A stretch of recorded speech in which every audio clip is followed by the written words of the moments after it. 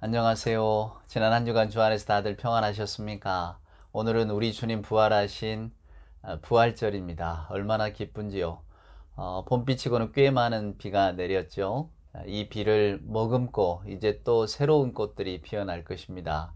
목련 벚꽃이 지고 이제 또 연산홍이 새롭게 그 빨갛고 또 하얀 자태를 드러낼 터인데, 그렇습니다. 부활이라고 하는 것은 모든 게 다시 살아나는 그런 의미 아닙니까? 우리 주님 부활하신 이 아름다운 계절에 여기저기서 만물이 피어나고 또 꽃들도 화려한 자태를 자랑하고 너무 좋습니다. 실록이 다들 또 푸르게 산을 변하게 만들고 얼마나 좋은지요.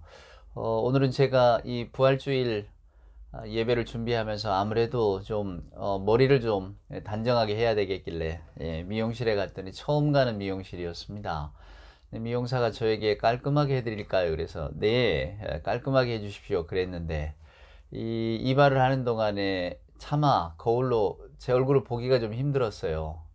이발사의 손길이 너무 그냥 쑥쑥 나가서 야, 나 이러다 어떻게 되는 거 아니야? 생각했는데 가만히 보니 우리 미용사 머리가 대머리더라고요. 그분의 깔끔함의 수준이 어느 정도였는지. 그래서 좀 노래 가사처럼 어색해진 짧은 머리입니다. 그러나 여러분, 주님 부활하신 날이니까 그저 환하게 웃고 또 즐거운 마음으로 제 머리도 좀 봐주시고 우리 기쁘게 예배합시다. 오늘은 경배 찬송을 우리 찬송가 171장, 하나님의 독생자, 거기 후렴구 살아계 신주하는 찬송이 있죠. 그 찬송을 힘차게 부르면서 부활주일 예배를 시작하도록 하겠습니다. 171장 후렴구입니다. 살아계신 주 나의 참된 소망 두려움이 사라지네. 사랑의 주내 갈 길 인도하니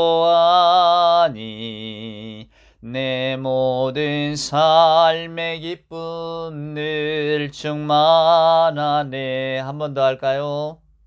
살아계신 주 나의 참된 소망 두려움이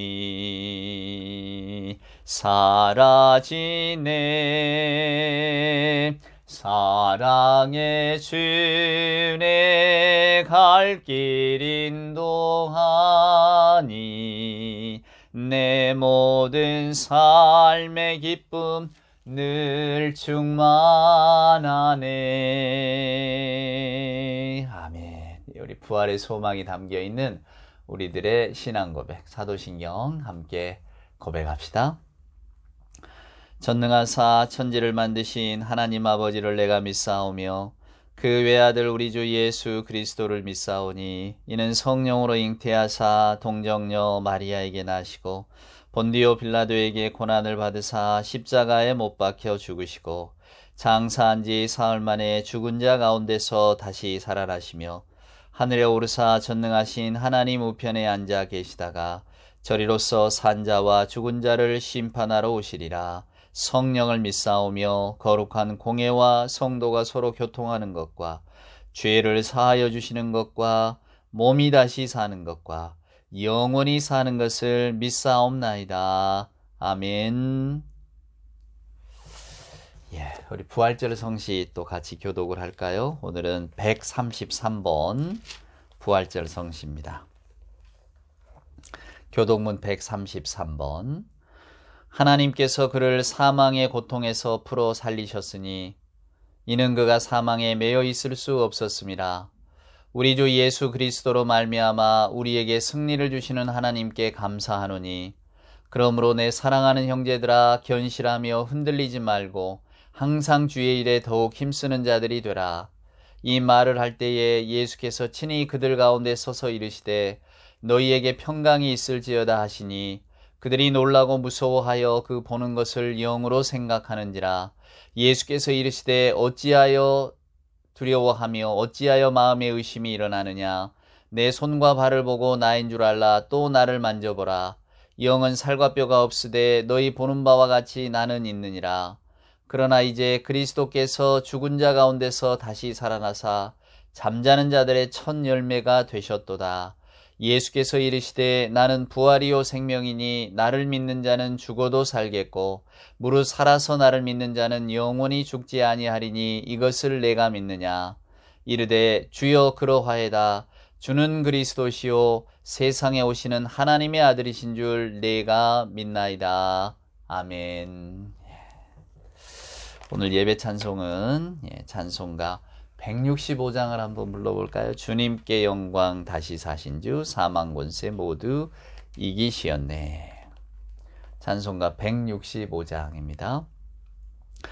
주님께 영광 다시 사신 주 사망 권세 모두 이기시었네.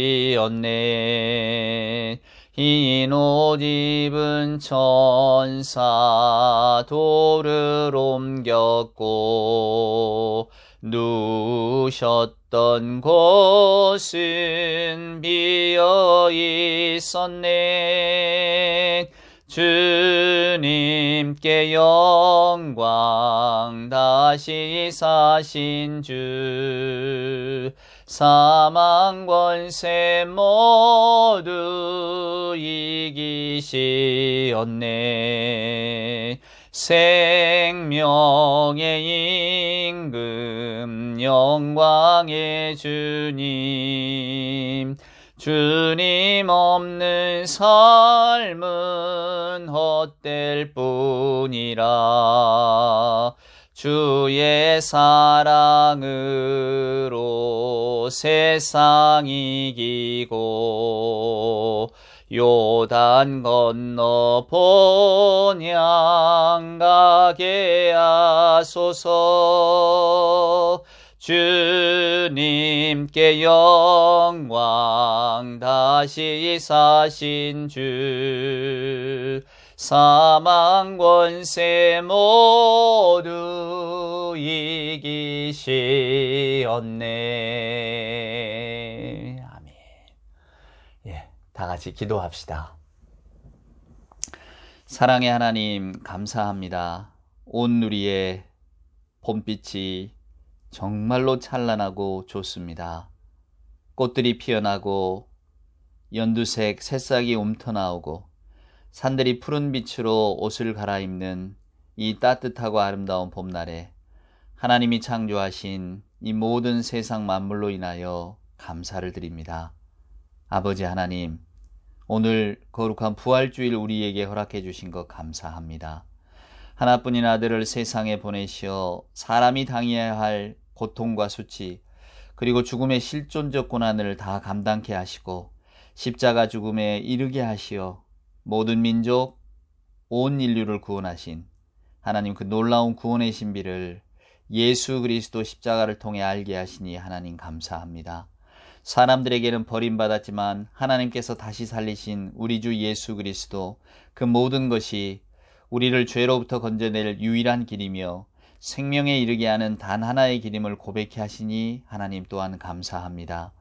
저희들의 삶도 생로병사와 희노애락을 통과하며 결국은 육신의 죽음에 이르게 될 삶을 살게 되겠지만 인간의 죄를 대속하신 그리스도 예수님 그 부활의 사역을 통해 궁극적인 생명, 영원하신 하나님의 나라를 맛보아 알게 하시니 하나님 감사합니다. 예수 그리스도를 통한 부활의 은혜가 없었다면 이 허무한 세상과 악이 진동하는 세상 속에 어찌 우리가 선을 위한 싸움을 하며 살아갈 수 있었겠습니까? 하나님, 하늘 영광 버리고 낮고 천한 인간의 자리에 오셔서 십자가 대속과 부활을 통해 인류의 미료를 약속해 주신 우리 예수님, 그 부활, 십자가, 이 모든 일을 이루신 하나님께 기쁨의 노래와 감사의 기도를 하나님 올립니다. 이 거룩한 부활절, 부활의 기쁨을 간직하며 영생의 소망을 주신 하나님의 은혜를 기억하며 또한 저희들의 삶을 돌아보는 아버지 하나님 복된 시간 갖게 하여 주시옵소서. 우리의 기쁨, 우리의 욕심, 우리의 행복만을 추구하며 살았던 그 어리석음을 하나님 내려놓게 하시고 가져도 모자란 것 같은 탐욕의 죄를 또한 용서하여 주시옵소서. 나뿐 아니라 타인을 돌아보고 절제하며 또 깨끗하고 가난한 마음을 더욱더 사모하게 하시고 누군가의 어려움을 함께 공감해 줄 수 있는 그런 넓은 마음도 갖게 하여 주시옵소서.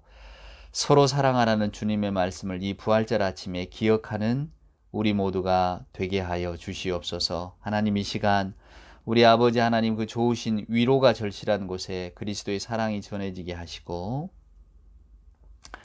저희들의 삶이 부활의 기쁨을 간직하는 복된 삶이 되어질 수 있도록 하나님, 이 시간 저희들 축복하시고 부활의 용기, 부활의 소망을 갖게 하여 주시옵소서. 우리의 생명 안성을 위해 이 땅에 다시 오실 우리 주 예수 그리스도 그 귀하고 복되신 이름 받들어 간절히 기도드리옵나이다. 아멘. 오늘 우리에게 주시는 부활주일의 복된 말씀은 마태복음 6장에 있는 말씀을 보도록 하겠습니다. 여러분 너무나 잘 아시는 마태복음 6장 31절로 33절에 있는 말씀 한번 보실까요?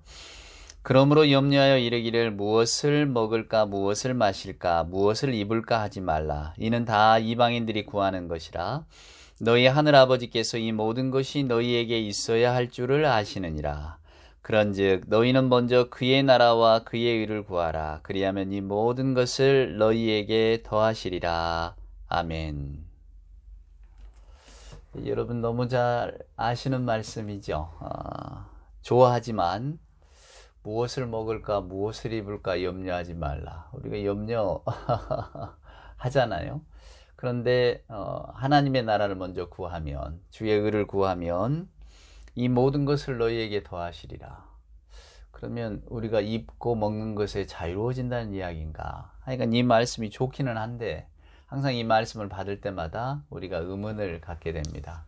오늘 이 부활주일 아침에 제가 여러분들의 이 의문을 속 시원하게 풀어드리려고 합니다. 왜 부활절에 이 말씀을 보는가 벌써부터 궁금해지시죠? 모든 사람이 여러분 다 행복하기를 원합니다. 저도 여러분도 행복이 무엇이냐를 규정하는 것은 조금은 다르겠죠. 행복의 정의가 다르니까. 그러나 아마 보편적으로 이렇게 관통하고 있는 생각은 행복한 건 건강하고 사랑받고 무탈하고 자기 인정받고, 그러니까 뭐 가족이 화목하고 다 인정하고 서로 사랑하는 거잖아요. 화려하진 않아도 내가 그냥 직업 안에서 또 사회생활도 인정받고 건강하고, 예. 그게 다 행복의 어떤 조건들 아니겠습니까? 그러니까 행복한다. 맞습니다. 누구나 다 행복하기를 원합니다. 또 누구나 재미있기를 원하죠. 근데 이 재미있는 인생이 뭐냐는 조금 달라집니다. 요즘 뭐 선거한다고 하지요. 시끌벅적 하잖아요. 이것도 재미입니다. 인생을 사는 큰 재미 중에 하나죠. 내가 지지하는 정당, 지지하는 후보가 뭔가 또 이렇게 되었을 때 어떤 그 기쁨, 뭔가 우리를 이렇게 막 이렇게 감싸고 도는 것 같은 에너지가 느껴지지 않으십니까? 또 뭐랄까요? 통장의 잔고가 늘어나는 것, 이거 재미진 일 아닙니까? 집을 사고 집을 팔고 재밌는 일입니다. 또 친구들하고 같이 이렇게 만나서 놀러 가고 재밌는 일이죠. 또 맛있는 걸 먹으러 간다, 좋은 일입니다. 쇼핑하고 맛집 찾아다니고 좋아요. 다 좋은 일입니다. 또 내가 누군가를 돌보고 싶어서 저는 누구를 좀 돕겠습니다. 이것도 재미있는 일입니다. 재미가 없으면 어떻게 사람이 그 일을 하겠습니까? 혹자는 뭐 사명감 가지고 한다는데 사명감 가지고 하는 일은 오래가지 못합니다. 자고로 인생은 재미있고 행복해야 됩니다. 그러니까 누구를 돕는 일도 뭐 장애우를 돌본다든가 아니면 하다못해 유기된 동물을 돌본다든가 누구를 이렇게 도와주고 하는 일들 역시 재밌는 일입니다. 그것이 우리의 삶을 더 행복하게 만들고 복되게 만듭니다. 이게 삶의 방식, 뭐 세상의 기준 다 다릅니다, 여러분. 그런데 행복하고 재미있는 일을 사는 그 삶이 무엇이냐? 오늘 성경은 그것이 무엇을 마실까, 무엇을 입을까 라고 규정을 합니다. 단순히 우리가 먹고 사는 문제가 아니거든요. 먹고 사는 문제가 아니고 내가 행복하고 싶고 내가 그냥 재미있고 싶고 하는 이 욕망들을 우리 주님은 무엇을 먹을까, 무엇을 입을까에 다 담아두셨다는 이야기입니다. 그런데 우리 주님은 그거보다 더 중요한 게 있다 이렇게 말해요. 오늘날 우리 살아가는 우리들보다 예수님 당시의 청중들, 예수님의 말씀을 듣고 있는 사람들의 삶의 자리라고 하는 것은 얼마나 열악하고 형편없었는지 굳이 제가 말씀드리지 않아도 여러분 짐작하실 겁니다. 2000년 전의 사람들이 여러분 어떻게 살았을까요? 대부분의 사람들은 하루 벌어 하루 먹는, 즉 오늘 하루의 양식을 걱정하는 대부분의 사람들은 이런 삶을 살았을 것입니다. 그러니 무엇을 입을까, 무엇을 먹을까라고 하는 걱정, 근심은 오늘날의 우리보다 실존적으로는 훨씬 더 깊었을 겁니다. 근데 그분들은 또 비교 대상이 다들 그러하니까 오늘을 사는 우리보다는 더 자유로웠는지도 모르죠. 오늘 우리는 무엇을 입을까, 무엇을 먹을까, 대부분 가정의 냉장고들을 열어보면 좋게 한 달은 먹으실 혹은 1년을 먹으실 음식이나 고기가 들어있는 분도 있지 않습니까? 이거 언제 먹나? 대부분 우리는 먹지 못해서 그냥 쓰레기로 버리는 일도 다반사죠, 여러분. 그렇지 않습니까? 그러니 예수님 당시의 청중들보다는 분명히 입을 것, 먹을 것이 많은 시대에 사는 것은 확실합니다.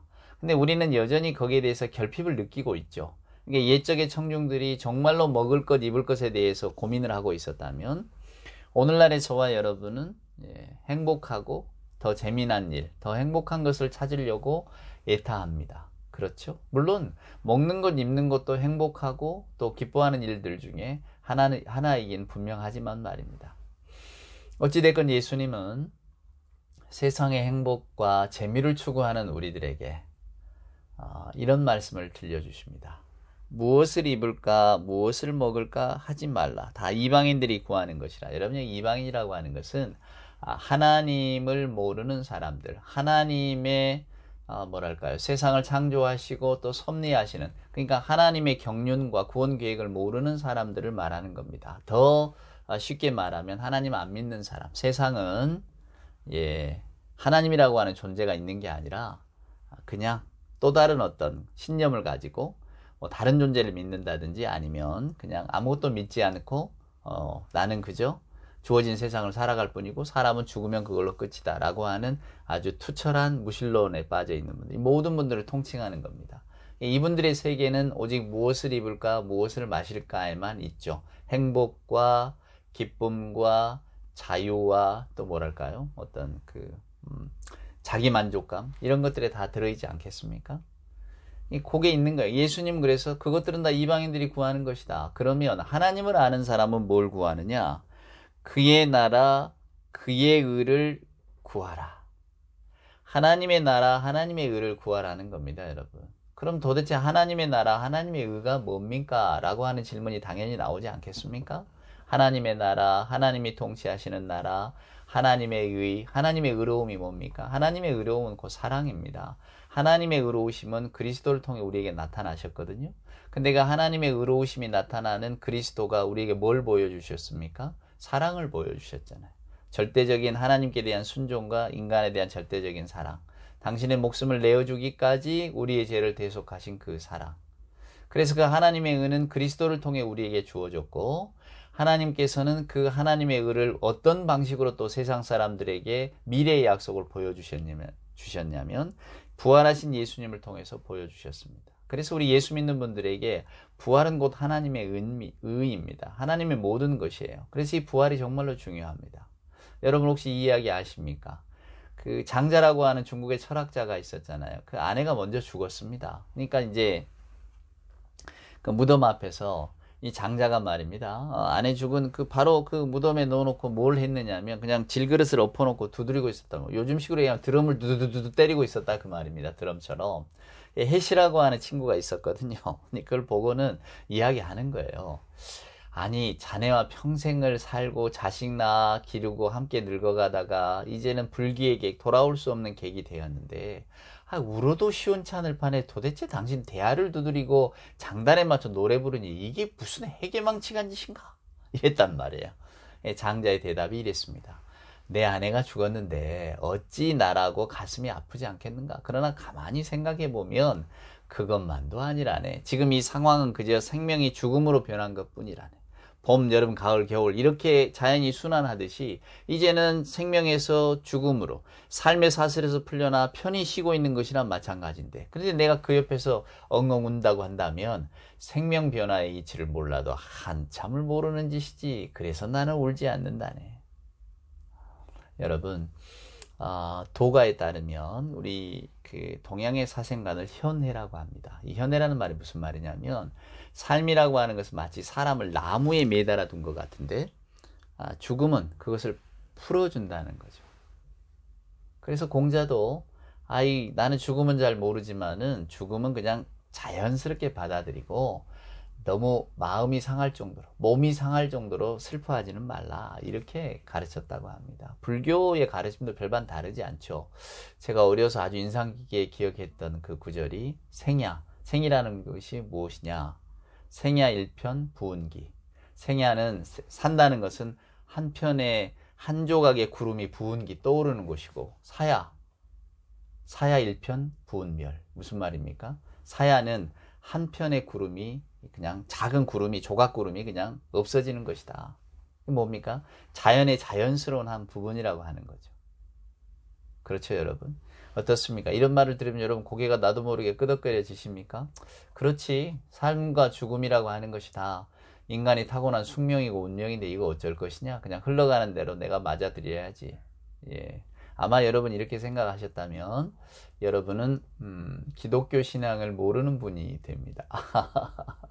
저도 이 구름이 사는다는 것은 구름 한 편 떠오르는 것이고, 죽는다는 것은 그냥 구름 하나 그냥 사라지는 것이야. 삶도 죽음도 다 자연스러운 것이지. 누가 이렇게 이야기한다면 아마 나도 모르게 고개를 끄덕일지도 모릅니다. 맞아. 그러나 여러분, 성경은 그렇게 가르치지 않습니다. 신앙이라고 하는 것이 우리들의 어리석음과 싸우는 거거든요. 근데 우리들의 어리석음은 다른 게 아닙니다. 아담과 하와가 에덴 동산에서 보여주었던 것처럼 내가 믿고 내가 판단하고 내가 생각하는 모든 것이 진리다라는 거예요. 즉 내가 하나님의 자리에 올라가는 거죠. 아까 우리가 133번 교동문을 읽었잖아요. 이 누가복음에 나온 말씀 중에 한 편인데, 예수님께서 나타나시니까 제자들이 두려워해요. 영인가 보다 두려워합니다. 칼빈 아시죠? 칼빈이 이 부분을 주석하면서 뭐라고 이야기했느냐면, 주께서 제자들의 반응을 보고 꾸짖으셨다 그 말이에요. 왜 꾸짖었냐? 제자들의 마음에 지금 의심이 있는 거거든요. 영이다. 죽은 양반이 살아날 수가 없다. 저분 분명히 죽은 거 우리가 목격했지 않느냐. 십자가에서 내려서 그냥 이렇게 무덤에 아리마대 요셉의 무덤에 가고 다 우리가 목도하지 않았냔 말이야. 멀리서든 어쨌든지 말입니다. 다 도망갔어도 귀 열어놓고 멀리서 멀찍이 보지 않았겠습니까? 사람의 심정이 다 그런 것인데 우리가 봤다 이 말이에요. 그러니 저분이 살아나실 리는 없고 분명히 그 얼굴 그 음성으로 오니까 이건 영이다 이랬단 말이에요. 두려워하는 마음이 있었단 말입니다. 예수님이 꾸짖으셨죠. 칼빈의 주석은 이렇습니다. 예수님이 왜 꾸짖으셨을까? 성경에는 안 나왔죠. 그런데 칼빈은 이렇게 말합니다. 예수님께서 제자들을 꾸짖으신 이유는 그 제자들이 나쁜 생각, 악한 망상을 누르지 않고 도리어 그 망상들이 마음속에 막 피어나도록 내버려 뒀기 때문이다 그 말이에요. 죽은 사람은 살아날 수 없다. 주님이 다시 온다. 다시 사신다 말씀하셨지만은 우리들의 생각 속에 어떻게 죽은 사람이 살아나? 그 망상을 그대로 일어나도록 내버려 뒀다는 겁니다. 오늘 여러분이 부활주일의 의미가 이렇습니다. 우리가 매년 맞는 부활주일이고 매년 우리가 살아계신 주 이름을 부르잖아요. 근데 저나 여러분이나 부활의 기쁨, 부활의 소망, 얼마나 이렇게 체험을 하고 계시냐 그 말입니다. 우리는 주님이 부활하신 것을 믿으면서도 죽음이라는 것이 그냥 왔다 가는 거지 빈손으로 왔다 빈손으로 가는 거지. 왜 공술의 공수고 불교식 용어로.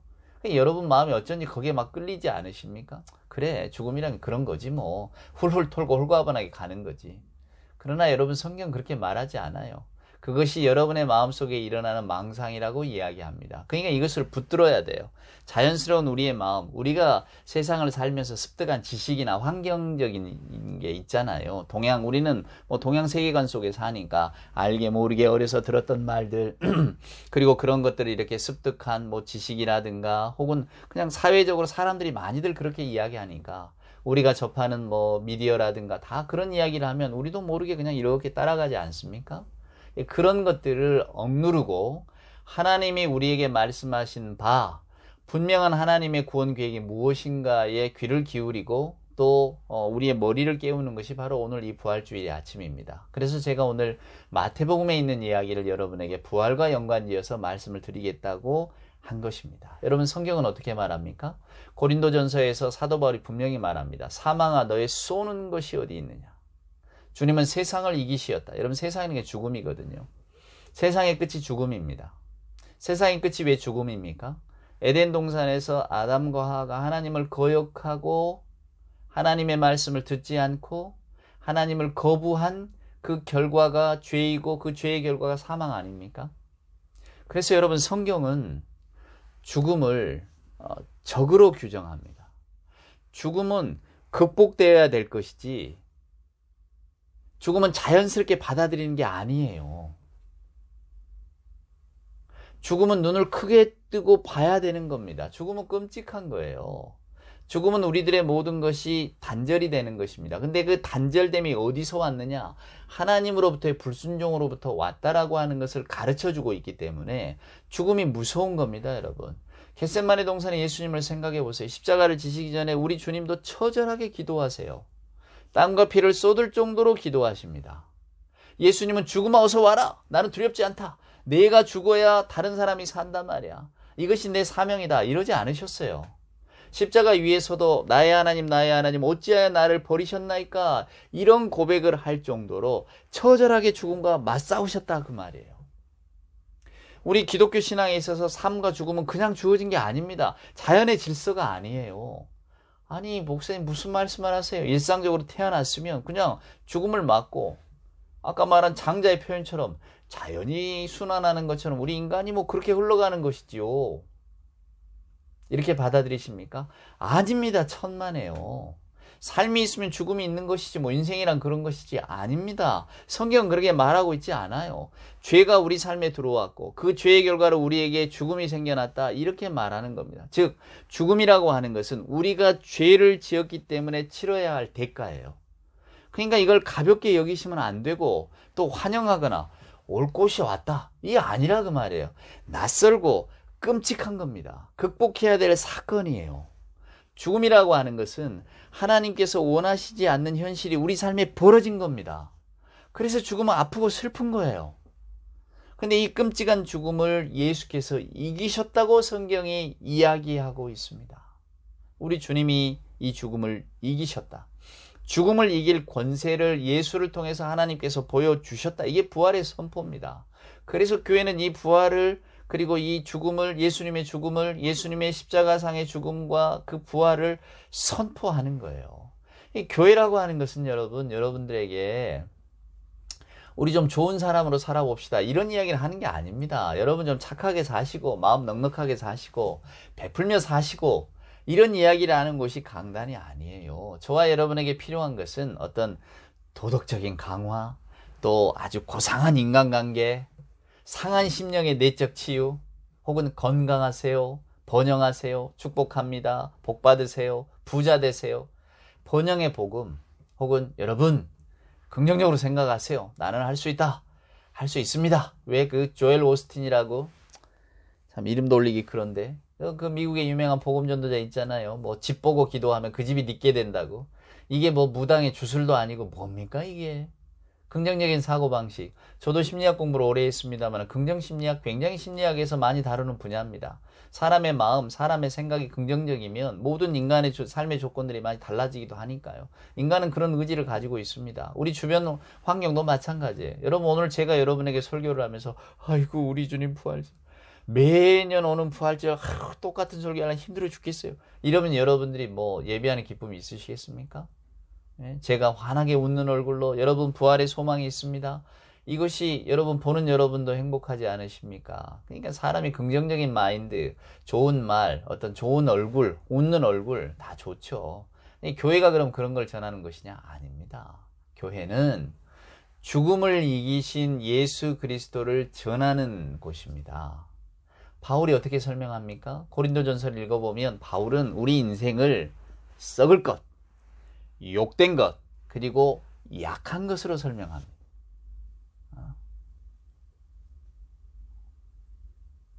그래서 우리는 약해지고 병들고 결국은 욕됨을 받고, 얘를 욕된다는 게 다른 게 아닙니다. 내가 내 의지대로 하지 못하고 내가 무언가를 이렇게 뭐랄까요? 인간의 존엄을 지키지 못한 삶을 살게 되는 것이 욕된 것 아닙니까? 우리가 노쇠하고 누군가의 도움을 받아야 할 때, 그리고 누군가에게 뭔가 좀 쯧쯧쯧하는 안쓰러움을 주는 그런 어떤 상황에 이르면 여러분 그게 욕되지 않겠습니까? 옛적에 제가 정확하게 기억이 잘 안 나는데 어떤 영화관을 보았더니 아주 고상하게 살던 분이, 그리고 그 사회에서 직업도 번듯한 분이에요. 늘 자기 일을 잘 이렇게 가꾸고 그런 분이었는데 이제 노인이 되고 치매기가 살짝 오니까 그냥 용변을 봅니다, 옷에다. 그래서 이제 주변에 있는 사람, 뭐 가족이었겠지, 이렇게 그걸 닦아주니까 울어요. 저는 그래서 그 장면을 보면서 저분은 정말로 지금 이 상황을 욕되게 보고 있구나. 내가 어쩌다 이렇게 되었는가. 여러분 그거 아닙니까? 근데 사도 바울은 우리들의 인생이 결국 그렇게 될 거라고 말합니다. 그러니까 우리가 아무리 이 땅의 삶을 위해 노력하고 애쓴다고 해도 그것은 결국에는 썩어질 것이고 약해질 것이고 그래서 욕된 것이라고 말하는 거예요. 그러니까 마치 사람이 땅에 이렇게 씨를 심는단 말입니다. 피어나죠. 뭐 꽃도 피고 뭐 자라지만 결국 나중에 이게 다 죽지 않습니까? 근데 바울은 우리가 기독교 신앙 안에서 살면 어떻게 되느냐? 부활은 썩지 않는 거라고 말해요. 부활의 몸이 썩지 않는 것은 이미 우리가 영광스러운 몸으로 변화되었기 때문이다 그 말입니다. 인간의 약함이라고 하는 것은 질병, 고난, 환난에서 자유로울 수 없고 또 선한 일을 하고자 하지만 그 행할 수 없는 그런 연약함이 우리에게 있잖아요. 하지만 부활의 몸은 그게 아니라고 하는 거죠. 그러니까 우리가 예수 신앙 안에 산다는 것, 오늘처럼 교회에 나와서 예배하고 하나님의 이름을 부르고 부활을 축하한다는 것, 이것은 우리가 하나님의 세계를 믿는다는 겁니다. 그러니까 좀 더 잘 살아보라거나 행복해 보라거나 높은 자리에 올라서 사람들의 우러름을 받거나 그도저도 아니라면 그저 좀 착하게 살아서 많은 사람들의 칭찬을 받으시오, 이러기 위해서 우리가 신앙생활을 하는 게 아니다 그 말입니다. 당연히 예수를 아는 사람들은 말씀하잖아요. 하나님의 나라, 하나님의 의를 구하면 모든 것을 다 더하신다고. 우리의 사는 방식도 질서도 우리는 다 그것을 찾아가야죠. 그러나 오늘 예수님이 하신 말씀은 저나 여러분에게 중요한 것은 우리는 모두가 다 행복하기를 바라고 우리가 모두가 다 재미있는 인생을 살기를 바라지만 그보다 더 중요한 게 있다 그 말입니다. 그게 뭐냐? 바로 하나님 신앙이다 그 말입니다. 오늘 부활절에는 하나님이 예수 그리스도를 통해서 보여주신 부활 신앙, 예수 그리스도의 그 부활 생명이 진짜로 중요하다는 거예요. 부활이 뭔지 잘 모르겠는데요.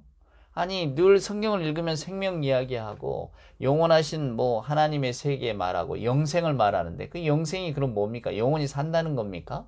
죽지 않고 산다는 거예요? 여러분, 영원한 생명이라고 하는 것은 지금 우리가 경험하는 생명과는 질적으로 다른 겁니다. 이걸 꼭 기억하셔야 돼요. 어떤 분은 목사님 우리가 이렇게 살다가 죽고 또 천국에 가면 그동안 사랑했던 사람들 만나고 뭐 아픈 거 안 아프게 되고 다 그러겠죠? 이렇게 묻습니다. 그러면 저는 반문하고 싶어요. 아니 그럼 그동안 미워하고 그동안에 원수 같았던 사람들도 만나게 될 텐데 그때는 또 어떻게 하시려고요? 천국에서 화해하시렵니까? 사랑하는 사람 만나는 건 좋은 일이지만은 뭐 이렇게 불편하고 또 지워버리고 싶고 이런 것들까지도 다 만난다면 그거 어렵지 않겠어요?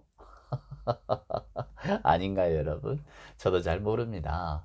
성경은 부활의 생명이 어떤 것인가를 분명하게 가르쳐주고 있지는 않아요. 그러나 성경의 전체적인 가르침을 보면 오늘 저나 여러분이 기대하는 이 세상의 삶, 이 세상의 삶과는 전혀 다른, 아니 여러분 생명이 변화가 되는데 삶이 다 변화되지 않겠습니까? 그냥 아주 쉽게 보통 하는 말로 우리가 어머니 뱃속에 있을 때 세상이 이런 세상이었지 알았냐 그 말입니다. 태어나서 경험해본 이런 세상 아닙니까? 그러니까 어머니 뱃속에 있을 때하고 똑같은 생명을 가지고 있잖아요. 근데 뱃속에서 경험하는 세계하고 나온 세계하고 완전히 질적으로 달라지잖아요. 하나님의 세계는 더 말할 것도 없죠. 우리는 모르니까 궁금한데, 그러나 그 궁금을 성경으로 채우셔야지 여러분의 생각이나 짐작으로 채우시면 안 됩니다. 아니, 목사인 저도 말입니다. 여러분에게. 여러분 예수 잘 믿고 천국 가면 여러분 이제 뭐 집 걱정 안 하셔도 되고요. 요즘 집 때문에 다들 난립니다만은. 건강 걱정 안 하셔도 됩니다. 뭐 150세까지 산다죠? 지금 이제 어린아이들은. 근데 150을 사나, 뭐 200년을 사나. 여러분 그 삶을 어떻게 감당하실랍니까? 그 긴 삶을. 기도하는 남자라고 하는 영화를 본 적이 있어요. 저는 참 의미 있게 봤습니다. 왜? 주인공이 목사거든요. 개척교회 목사입니다. 근데 그 개척교회 목사에게 온갖 시련과 고난이 다 닥치는 거죠. 제일 큰 것은 생활의 고난입니다. 5명 교회, 그나마 교인들은 또 이사 가고 어렵습니다. 얘가 둘인데 아내는 또 임신을 했어요. 근데 아내는 그 임신 사실을 남편에게 알리지를 못합니다. 왜냐하면 뭐 뻔한 삶이잖아요.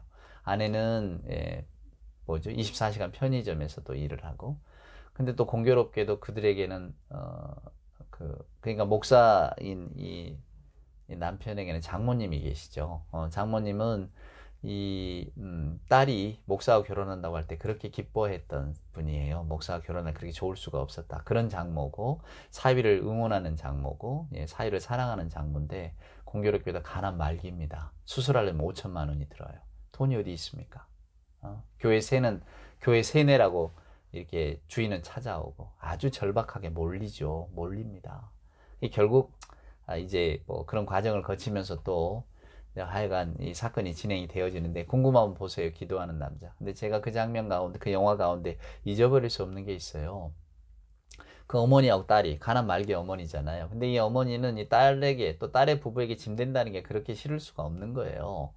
근데 이제 가난 말기이기 때문에 딸이 엄마에게 묻습니다. 엄마는 죽음이 안 두렵냐고. 죽음이 안 두렵냐. 근데 엄마가 이런 말을 해요. 죽는 게 뭐가 두렵니? 사는 게 두렵지. 그만큼 여러분 100년 200년 산다 해도 삶이 주는 고통과 고난, 또 우리에게 주는 근심과 염려는 사라지지 않습니다. 사는 게 두려운 거죠. 공감하십니까? 하여간 바울은 우리에게 이런 이야기를 들려줍니다. 사망이라고 하는 것은 우리의 죄의 결과이기 때문에 우리가 극복해야 됩니다. 우리가 이걸 기쁘게 맞아들일 게 아닙니다. 끔찍하고 무서운 겁니다. 왜? 죄의 결과니까. 근데 이 죄의 결과인 죽음을 이긴 분이 계십니다. 그분이 바로 예수 그리스도입니다. 그분을 붙드셔야 됩니다. 사망아 너희 쏘는 것이 어디인지 오라 이거에 덤비라고. 그동안 사망이 얼마나 우리를 두렵게 하고 끔찍하게 만들었습니까? 근데 이제 우리에게는 그리스도가 계시다는 거예요. 예수님이 계십니다. 부활하신 주님이 계십니다. 그러니까 우리는 두려워하지 않습니다.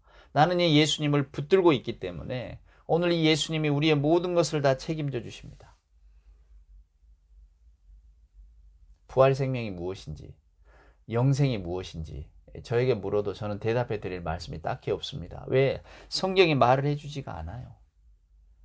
그러나 우리가 살고 있는 이 세상, 우리가 경험하는 세상과는 질적으로 완전히 다르다는 것은 제가 분명히 말씀드릴 수가 있어요. 왜? 바울은 썩지 않을 몸을 입는다고 분명히 우리에게 말을 했으니까.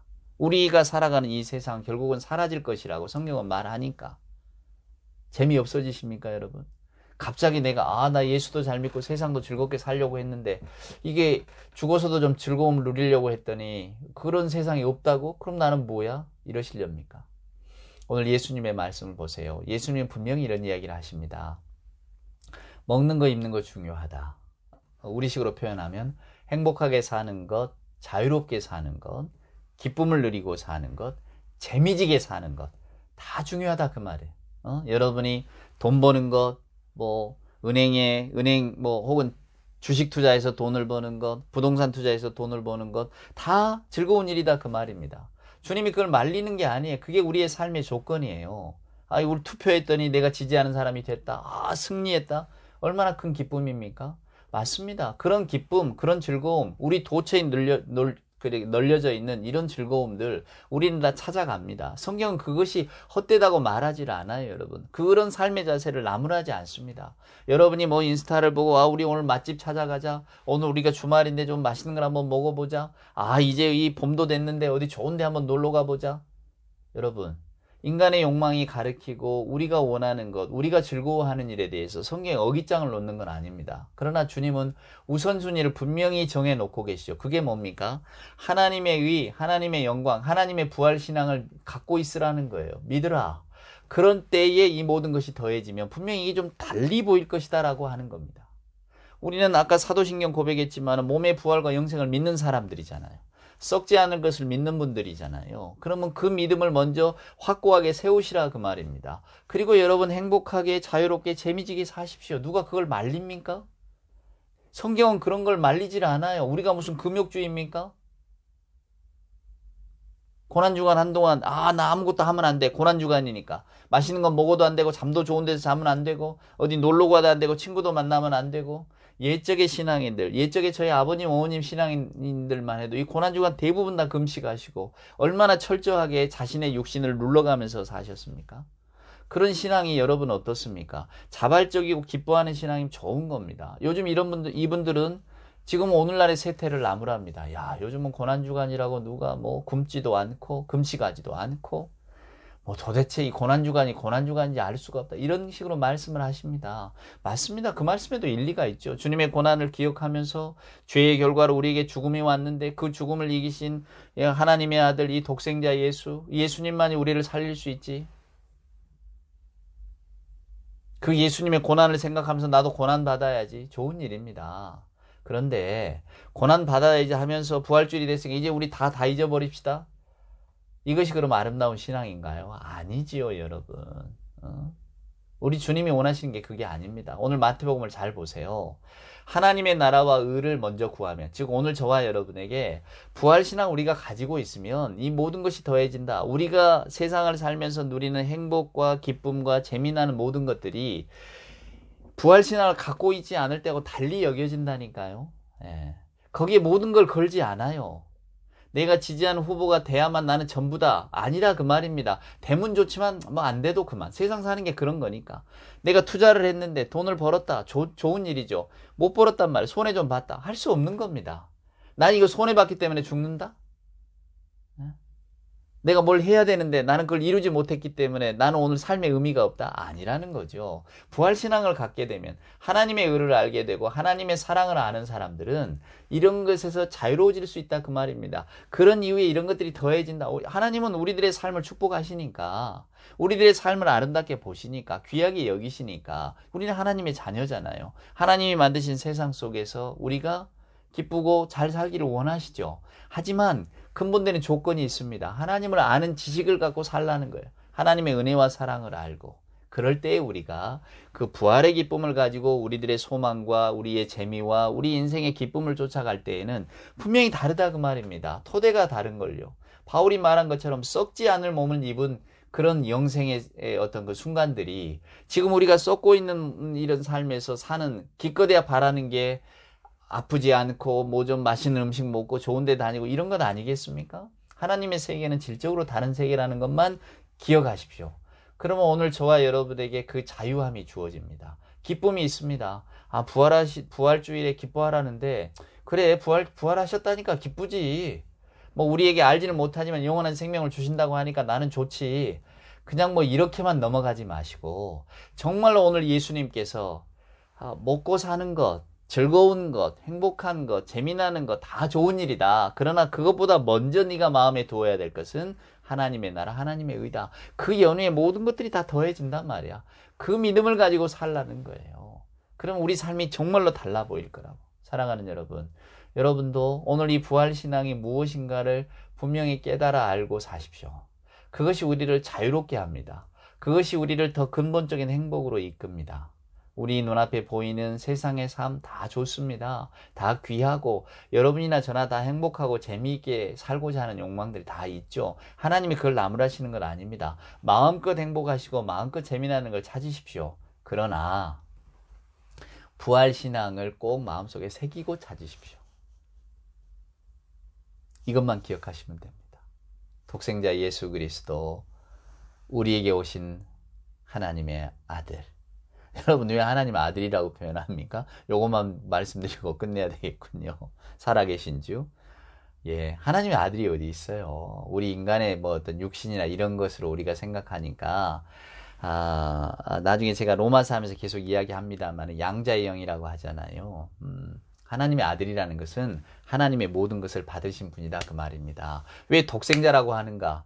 아니, 그럼 독생자가 아니면 하나님의 아들이 여럿이란 말인가? 예, 그런 뜻이 아니고, 하나님의 모든 것을 받으신 분은 유일한 예수 그리스도 한 분뿐이다, 그 말이에요. 그게 독생자라는 이야기 아닙니까? 하나님이 아들을 낳고, 뭐 그 아들이 혼자밖에 없었다, 이런 이야기가 아니고요. 메타포입니다, 메타포. 오직 하나님의 모든 것을 이어받으실 수 있고, 철저하게 하나님이실 수 있는 분, 그분은 예수 그리스도 한 분뿐이다, 그 말이에요. 그게 독생자 예수. 하나님의 모든 것을 다 가지신 분. 그 예수님이 우리를 위해 오셨습니다. 우리를 위해 고난을 당하시고 정말로 죄의 결과로 다가왔던 그 무서운 사망, 죽음을 우리는 감당할 수 없고 끔찍하고 두렵기만 한 그 죽음을 이기셨단 말이에요. 그리고 그 부활 소망을 우리에게 증거로 보여주셨습니다. 여러분 부디 제자들처럼 두려워하지 마시고 여러분 마음 가운데도 사람이 죽으면 그만이지 이런 생각이 올라오면 그 망상이라고 칼빈이 말했잖아요. 그걸 누르셔야 됩니다. 아니야, 나는 부활신앙이 있단 말이야. 장자의 말이 아무리 귀에 그럴듯하게 들려도 아니야, 우리 기독교인의 사생관은 그게 아니야. 우리는 죽음을 이기신 예수님을 믿어. 사랑하는 여러분, 그 부활신앙이 오늘 저와 여러분에게 정말로 말할 수 없는 기쁨을 선사하는 이 복된 아침이 됐으면 좋겠습니다. 부활신앙 안에서 자유하신 분들이 되시기를 주님의 귀하신 이름으로 축원을 드립니다. 기도합시다. 이제는 죽음을 이기시고 부활하신 우리 구주 예수 그리스도 크신 은혜와 아버지 하나님의 만극하신 사랑하심과 자비하신 성령님, 그 부활의 신앙을 깨닫게 하시는 성령님의 인도하심이 부활의 기쁨 소망을 가지고 예배하며 감사하며 즐거워하며 우리에게 주어진 인생의 길을 부활신앙을 품고 살아가기를 소원하는 우리 예배하는 모든 교우들 머리머리 위에, 저들의 생각 위에, 부활의 소망 위에, 하나님 사랑하시는 복된 교회 위에 이제로부터 영원 무궁토록 함께하여 주옵기를 간절히 축원하옵나이다. 아멘.